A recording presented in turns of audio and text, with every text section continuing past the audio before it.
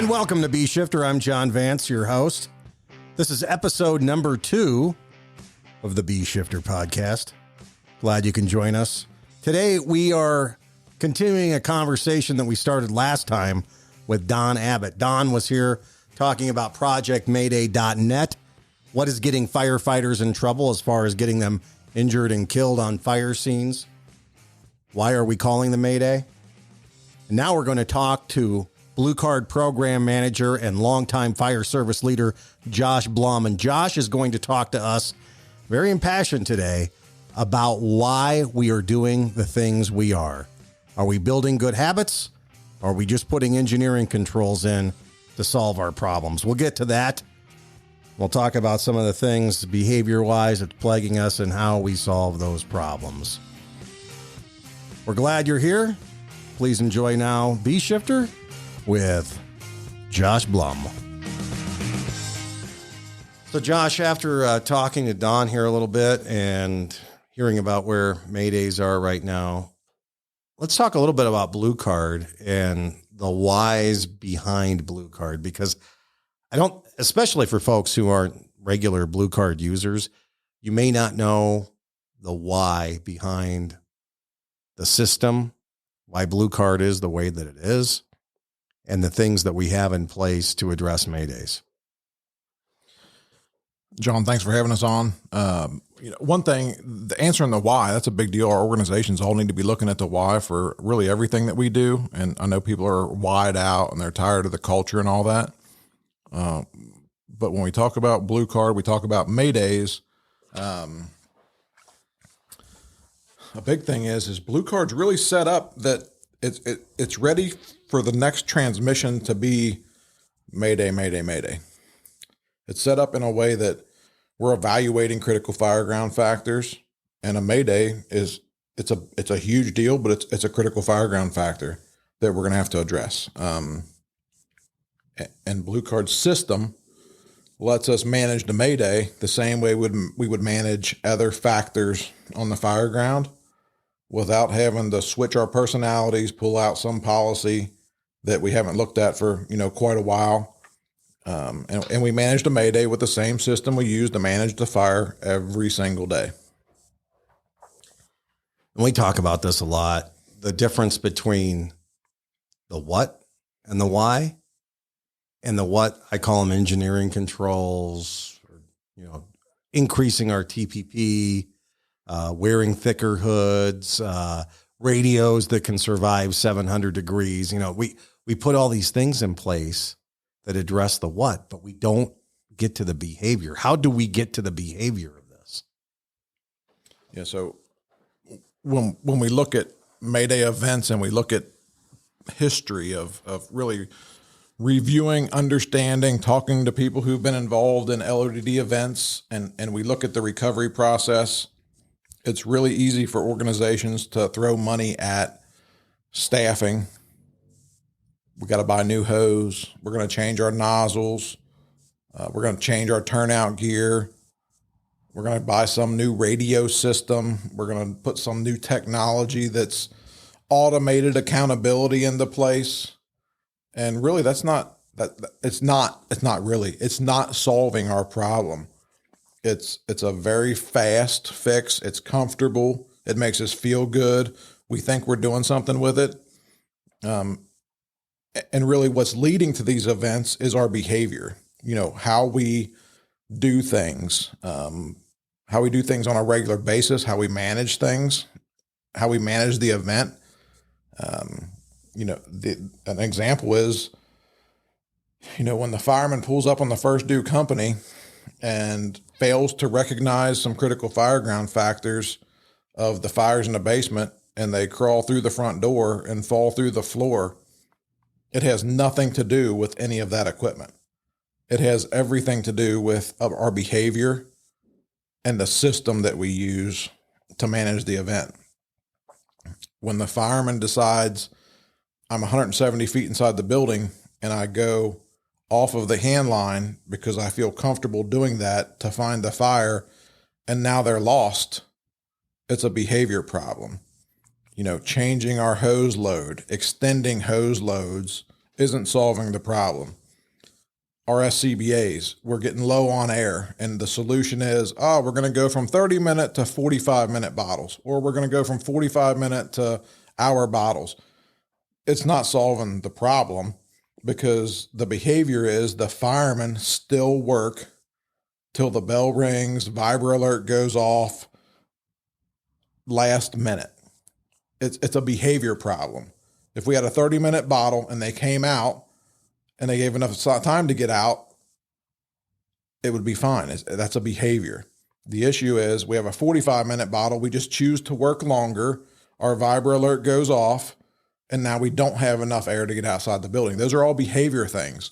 And we always point towards, well, if we just get a bigger bottle, that'll solve the problem. If we change the hose color so they know how far they're in the building, that'll solve the problem. We had some firemen get burnt, and we need to increase our TPP rating. That'll solve the problem. And in many cases, these answering why problems with what answers create multiple more issues for us on the fire ground. Technology is not always the answer. Technology helps in some instances, but having a fancy tracking system for your people, or a tablet command system, or better turnout gear doesn't change the fact that people are bringing residential tactics into commercial buildings. If you act like a fire in a 100,000 square foot warehouse is the same as a 1,500 square foot dwelling, you're behind the eight ball because the mentality that you're bringing with that, right?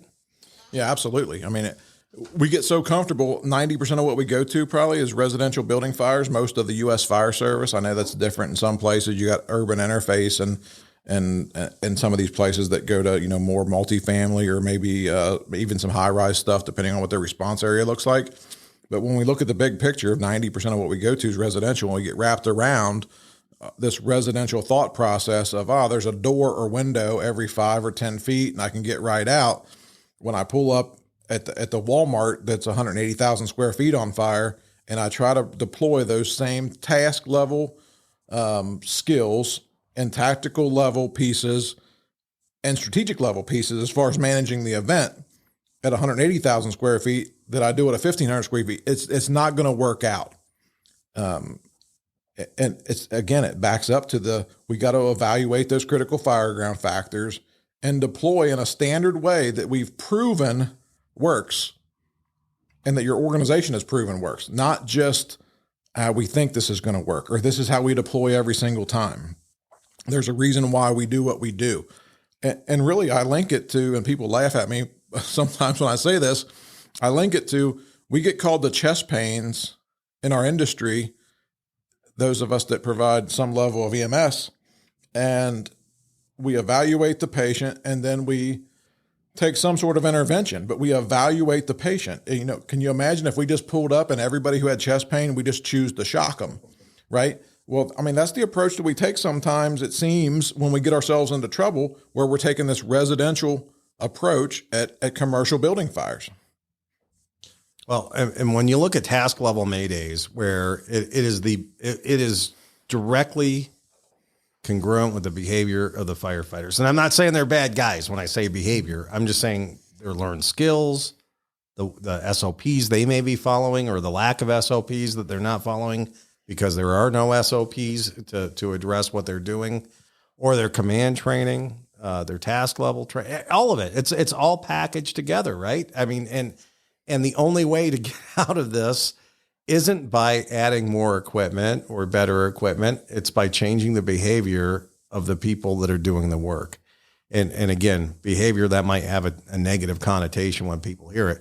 What we're talking about is work habits and training, right? Yeah. So, our work habits and training, I'm going to link that back to something that you said there. So we have an SOP and it's on paper. It doesn't mean a thing if we haven't trained on it and everybody doesn't understand it.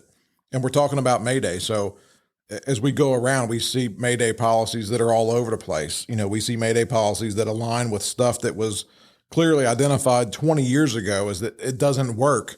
and people are still trying to make it work. And we asked that question of, have you ever exercised this procedure or policy, this Mayday policy? And the answer is no. It just exists. And then when you say, well, have you trained on it? And the answer is no. They train at the task level most of the time. There's very little tactical level training that goes on with Mayday management, and even less strategic level Mayday management. And what we're really focused on is trying to prevent the Mayday with strategic, tactical, and task level, connecting it all together. One cannot outperform the other, though there's plenty of people who say that you can. We have to keep those connected. So if you have a policy, procedure, guideline, you need to train on it, make sure everybody's on the same page, and continue to exercise it. It can't be one and done.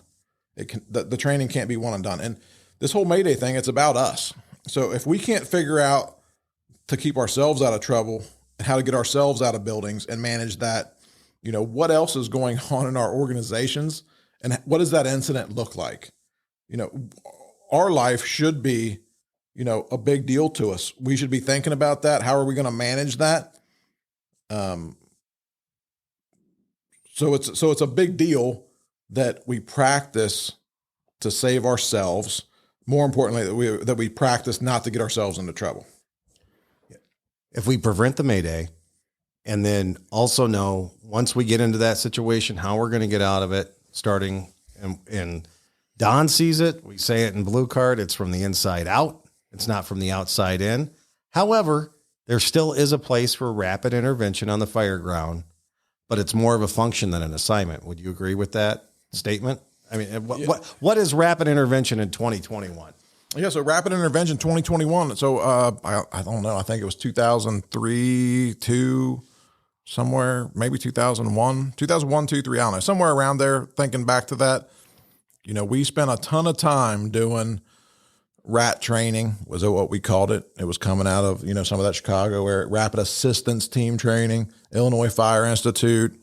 A bunch of fire departments had gone to Illinois and taken some training, and we did pretty good. We did a lot of task level training, but we didn't do any tactical or strategic level training. And in some ways, we created a monster with that we put such a priority on this whole rat, fast concept.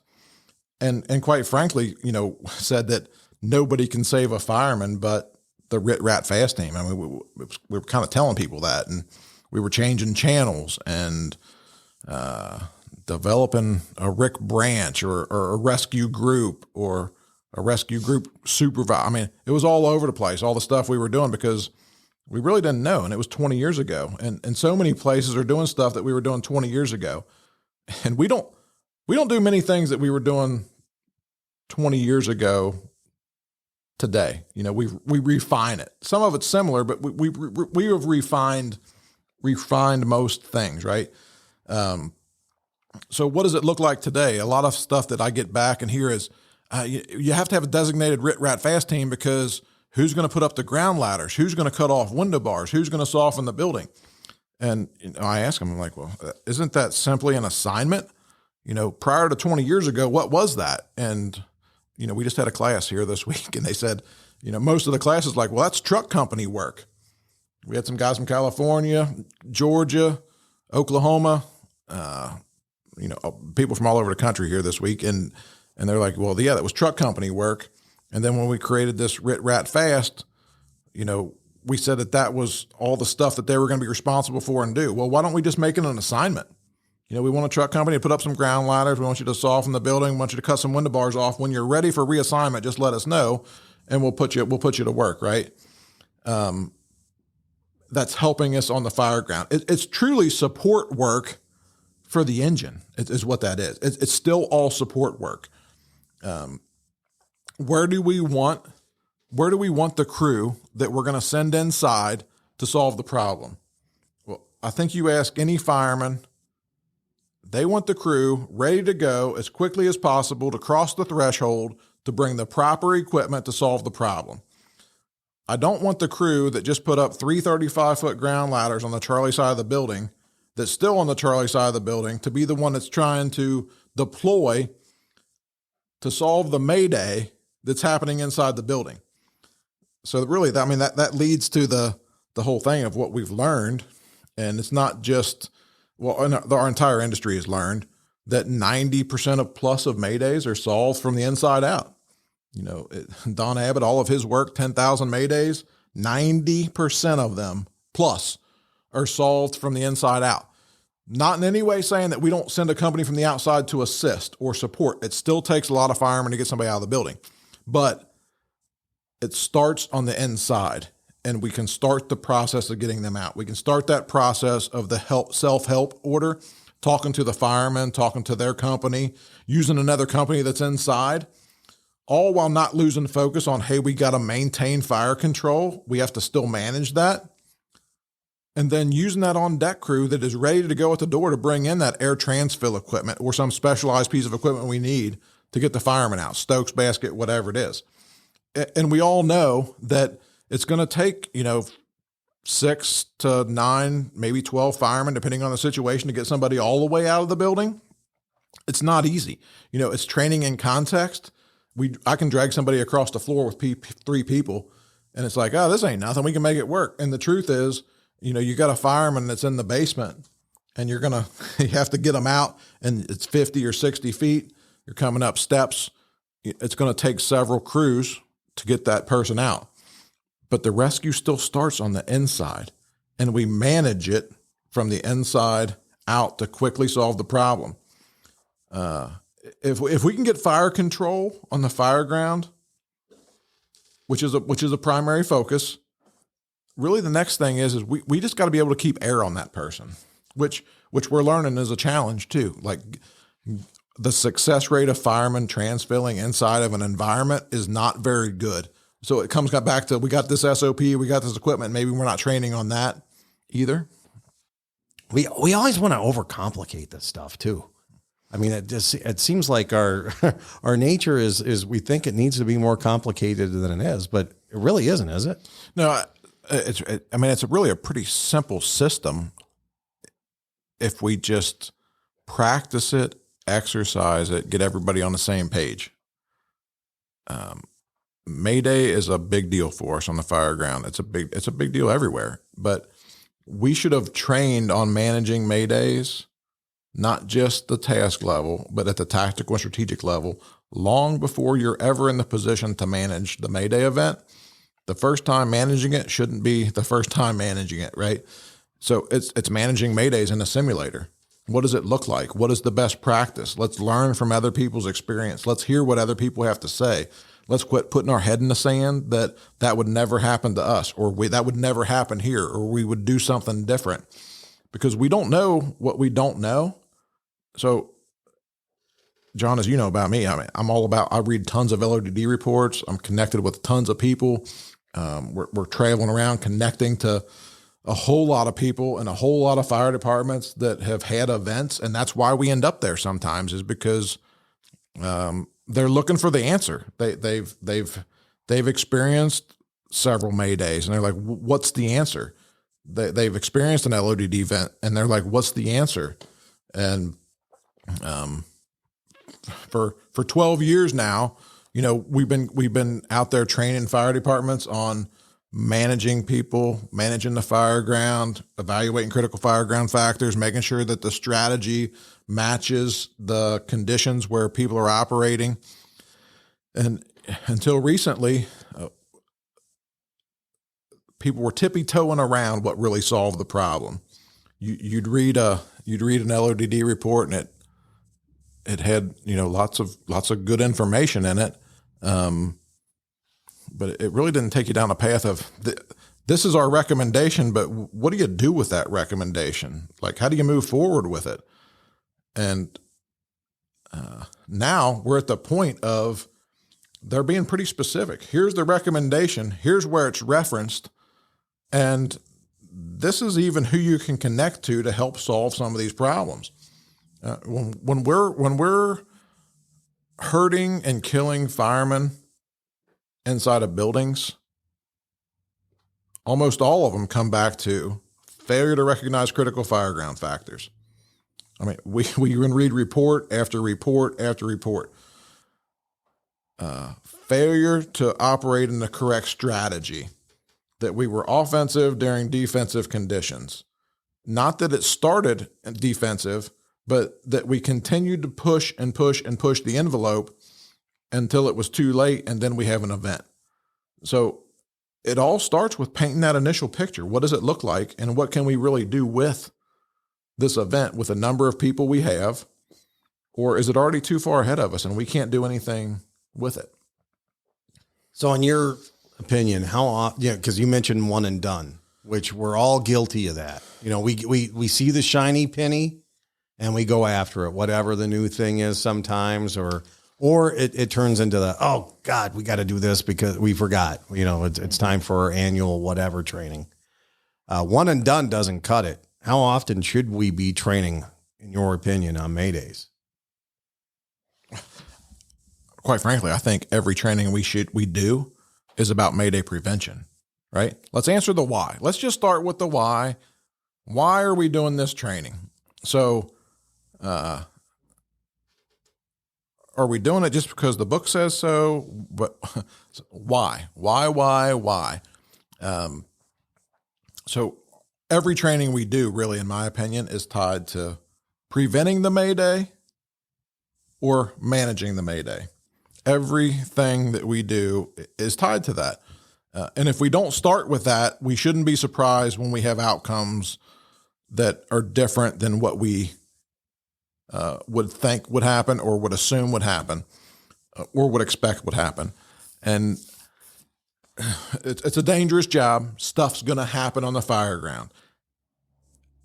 Everything's not going to be preventable. In some cases, there's things that we might just not see, and then we have an event. So at the task, tactical, and strategic level, to answer the question, I think it's a never-ending, ongoing. Everything we do as far as the fire department is tied back to either preventing the Mayday or managing the Mayday. I mean, we could talk about it, right? We see the videos. Mayday happens, crew stretch a dry hand line, engineer don't get water, and we got to quit shitting ourselves that don't happen. That would never happen in my fire department. Well, it just hasn't happened yet, because it'll happen, right? Stuff happens. And then the Mayday happens because the crew's stuck. They stretched a dry hand line, problem. They stretched a dry hand line into an environment that's going to change too fast. So is there a time and a place to stretch a dry hand line? Yeah, sure. You're continuing in the cold zone. You're the fire on the third floor. You're going to stretch a floor or two. It's not a big deal. You're not in a smoke environment. I get that. But it's a chain of events. I compare it to, John, I talk a lot about the holes in the Swiss cheese thing. So, the individual fireman has a piece of Swiss cheese. It's got 10 holes in it. What do we do at the task level to get the fireman to plug as many holes in that Swiss cheese as we can do? It's basic task level training. Stretching a hand line, your PPE, wearing your equipment properly, staying on a hand line, staying oriented, basic skills, using a thermal imaging camera. How do you talk on the radio? There's a ton of them, right? And then the next piece of Swiss cheese is the crew. So the captain and a fireman are two. And what does that crew do with their piece of Swiss cheese that's got 10 holes in it to plug those holes up? Well, the fireman had a problem, got off the hand line. The captain squared away, acknowledged that the fireman wasn't on the line pretty quickly, used the tools that are available, got him back on the line. We solved the problem. Again, using our equipment, training as a crew, task level accountability, voice, vision, and touch. You're the company officer, voice, vision, and touch. That's task level accountability. There's 3 levels of accountability. I'm going to hit all of them. So we talked about the crew. Let's talk about the fire department. So what does the fire department do? That's the SOPs and the whole training curriculum. So what's the fire department doing with their SOPs to help us be successful so we don't have Maydays, and so that everybody goes home, and that we're doing our job? And in no way, shape, or form am I saying anywhere that we're not doing our job. We're going to do searches. We said it's about life safety and putting the fire out. It's about putting the fire out and life safety. It's about our life safety too. We can't lose focus of that. So the department SOPs, training curriculum, what does that look like? Some sort of a standard, and then enforcing that, right? And sometimes our industry gets all wrapped around that. Well, I can't enforce that. He's going to be mad at me, any of that crap. And that's crap, right? I'm enforcing the rules. I'm talking to you about this because I care about you. I want you to go home at the end of the shift. I don't want you to burn your hand off. I want you to be able to walk your daughter down the aisle and hold her hand when she gets married. That's real, right? That's real. So the last piece of it that we're going to talk about, I say is the system. So that the system has a piece of Swiss cheese. So what does the system look like? So I tie a bunch of stuff into the system. So if you're a fire department that doesn't use mutual aid, what is your big picture system? How many resources do you have? How do you tie all that together? What is that real capability? What's the limitations? How many people can you get there to manage the event? How does it work? How does the system work to prevent Maydays, first of all, which is just what we do on the fire ground every single day? And then secondly, the system that we use to manage the fire ground has to align with the system we're going to use to manage a Mayday should a Mayday happen. It can't be, I got to pull the binder out, dust it off, flip 10 pages, go to some checklist when a fireman is having their worst day and says, Mayday, Mayday, Mayday. It has to be immediately addressed. We're going to use the help order, right? We want to talk to that fireman, talk them down. Hey, activate your pass device. How much air do you got? What's your environment? What's your last known location? Where do you think you were last? Do you have a thermal imaging camera? That's a big deal nowadays, I think. Do you have a thermal imaging? This guy's lost. Do you have a thermal imaging camera? Their worst day, they ain't thinking about it. Hey, do you got a thermal imaging? Oh, yeah, I do. As a matter of fact, there's a door within 10 feet of me, but I was in zero visibility and I wouldn't have done anything. But now I got a camera and identify there's an exit right here, right by me. So that whole help order piece, that's the system. The second part of the help order, talking to that fireman's company. Can the company help that fireman get out? And the answer oftentimes is yes. They're in the vicinity. They hear the pass device. They can get back to them. They're entangled in wires. Maybe they can start cutting that off. They can give out the information of what that fireman needs to help them get out of the building. Oh, they're low on air. We need a company to bring in the air transfill equipment. They broke their leg. Oh, we need the transfill equipment and a Stokes basket or fastback or halfback, whatever it is, whatever device you train on. So that's another piece of it.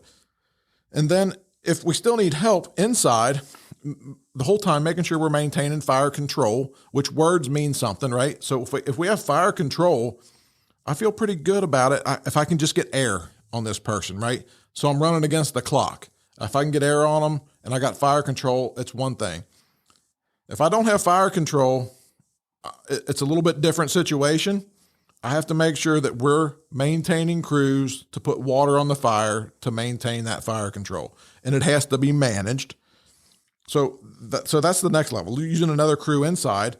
And then really I already addressed it. You know, if that company says, hey, we're low on air, we're entangled in wires, we need the air transfill bag, then we use that on deck company who's at the door, ready to go. They ain't putting up ground ladders. They're not running saws. They're not running around the building. They're not doing another 360. They're at the door, ready to go. And, quite frankly, 30 seconds or less, they should be crossing the threshold and taking in the equipment needed to solve the problem. Whether the equipment is, we need another hand line for fire control. Okay, stretch another hand line for fire control. Or we need the air transfill equipment because we got a fireman low on air. They should be crossing the threshold, right? So, that's the system piece. And with all of that said, none of it's going to work if we don't train and practice regularly. And so within that, we talked about strategic level. We talked about the task level. We talked about the tactical level, right? The whole tactical level piece of somebody being there to coordinate and manage in that sector division. Not only the firefight, but everything that's going on within that operation. First and foremost, to manage and prevent the Mayday. And then secondly, if a Mayday happens, for them to be in the best position to use an on-deck company to solve the problem as quickly as possible. What did Bruno used to say? We need to be doing everything right when something goes wrong. Yep. And that's exactly where we're at with this. Well, I think we're going to have a lot more discussion on this as time goes on. But Josh, man, thanks for all the work that you're doing for us and the fire service and for Blue Card. And we're going to put Josh's contact information in the show notes, and we'll put it at the end here. So if you have any questions or comments or hate mail for Josh, send it. Yeah, send it on over. You know, I'm more than happy to talk to anybody about anything. Thanks for having me on today. You know, one place at a time, we're making a difference. And I'm just happy to be doing what I'm doing, because truly, we're making a difference every single week now. And, you know, we just put 10 instructors through this week in Phoenix, 6 instructors through in Graham, and 11 more through in Fairbanks, Alaska. So I just think about, you know, the fact that we touched 27 instructors that are going to go back and be rolling this out to their program. Well, you take those 27 instructors and you connect them to all their fire departments, and it's having an impact on thousands of people just this week, not to mention everybody that's already on board and moving forward with it. The system works, and it's been proven that it works. And I just wish we could get into places and help them before they have the event, because, you know, we're in so many places that already had the event, and now they're doing this, they're running the system because they don't ever want it to happen again. So, or it's happened literally over a dozen times, and they're finally getting to it. I mean, which is also gratifying, but we wish we could have prevented all the things that have happened before. So I got one last thing, last minute thought. You know, we send fire trucks to the scene to solve the problem. 90% of the time we solve the problem, 500 gallons of water, one hand line. I mean, it seems that way. Everybody I talk to is like, yeah, most of what we go to, we solve with 500 gallons of water, one hand line, and we still build out the system. And that's awesome. That's what we do, right? We build this safety system. And I compare not because of the risk, but how we manage people and coordinate. You know, we're managing people. We're going into a hazard zone. It's dangerous. It's risky. You know, we have the tools to solve the problem. We're professionals, which means we should train like professionals. And you know, I'll give a little thing out here. You know, the mastery is like 10,000 hours. We should train. We should train until we get it right every single time, right? We can't afford to get it right. We can't afford to not get it right. And sometimes our industry doesn't get that.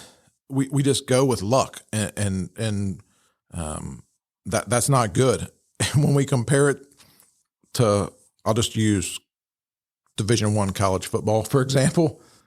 You got a football team, and then you got a whole team of bosses, the head coach, and a whole defensive coaching staff, and a whole offensive coaching staff, and a whole special teams staff, all made up of different people that help to make it successful.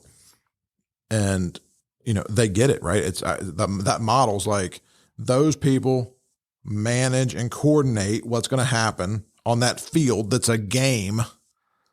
And, you know, if we can't figure out how we're going to manage and coordinate the event on the fire ground, where we're dealing with not only the public's life and their property, pets, pills, all the stuff that really matters to them, starting with their life and our own life, I just can't figure that part of it out. Like, it's worth the risk. We signed up for it, right? We're going to do all we can, but we need to have a system to manage it that keeps us and allows us to do it in a safe manner. As my wife would say, be smarter than the fire. You know, the fire's not really alive. Unless you believe backdraft, it ain't alive, right? I mean, and we need to be smarter than it. That's what you're saying, man. Yeah. Well, thanks, Josh. Really appreciate you being here today, and thanks for your words, man. Yeah, thanks, John. We'll see you next time.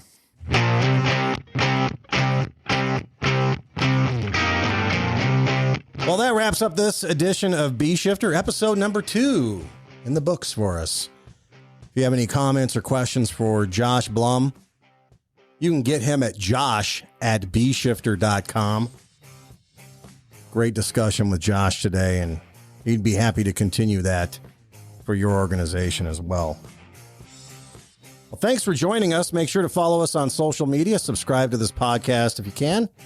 We'll see you next time on Bee Shifter. Please be safe.